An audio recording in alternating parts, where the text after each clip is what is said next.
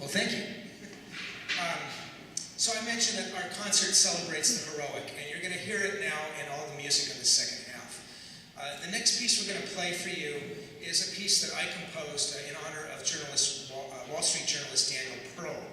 And he was the kind of person who made this difference in the world with articles that created an understanding and a sense of commonality between all of us. And he would explore people in very unusual situations and far out places.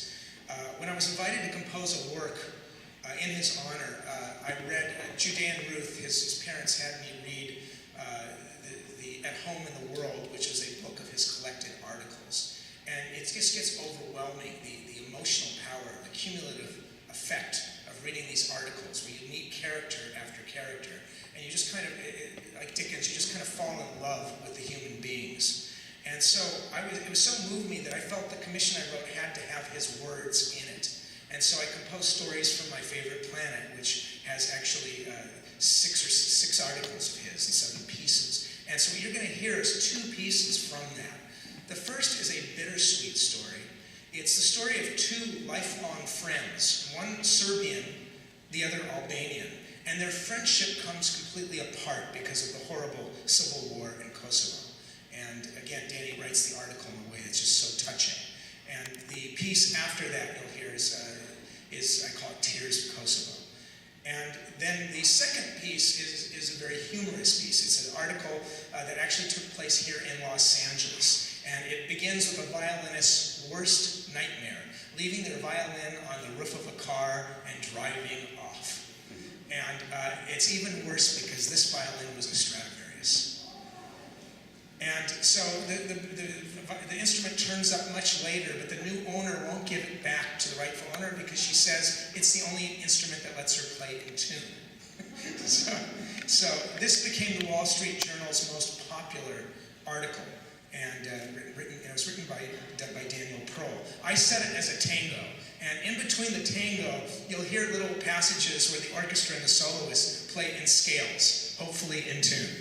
And so we have a lot of fun with that. And I'm so lucky. I have such special artists to perform it with us tonight. I have a former LAYO student who's become a dazzling violinist. He's also a composer, and his name is Maxwell Karmazyn. He was in this orchestra 15 years ago, right around the time we began.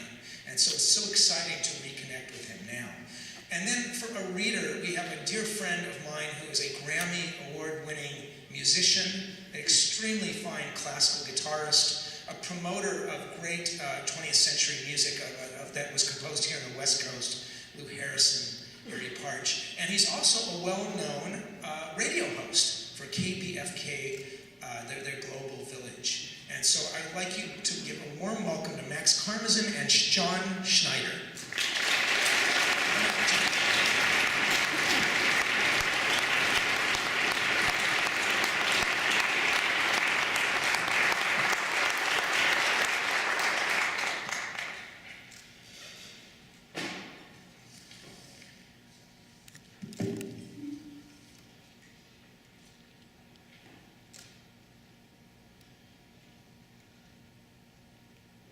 Journal, December 2nd, 1999.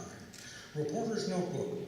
Search for mercy ends in tears on a quiet Kosovo street. Kosovo, Yugoslavia.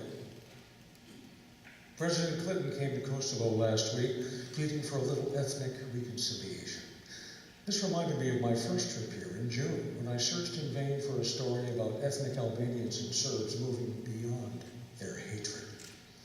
In my search for a pocket of ethnic harmony, I tried the new soccer team. No Serbs. Oh, once mixed jazz band?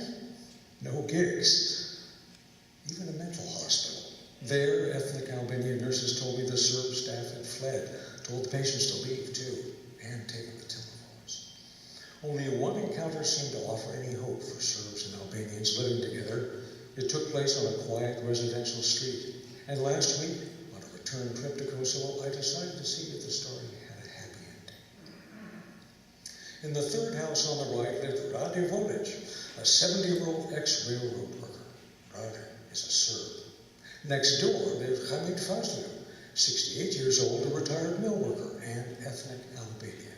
He and Mr. Volers, neighbors for 30 years, worked to stay friends, even as an Albanian guerrilla war for independence and a Serbian ethnic cleansing campaign began.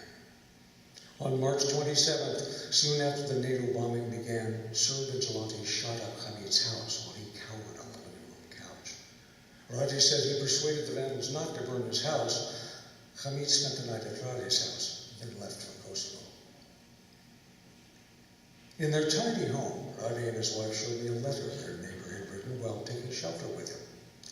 What will happen? Nobody knows, but let this be proof that Rade is a good man and his wife, and I'm very thankful, it read.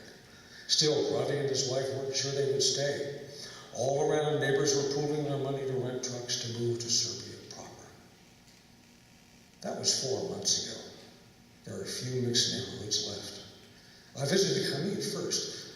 He now had furniture, a television, new cabinets. He had said he made the rounds of the neighbors at first, telling how Rade had helped him, but lately he was asking Rade not to speak to him on the street. Some of my relatives don't understand, he said, especially the ones who had immediate family members killed.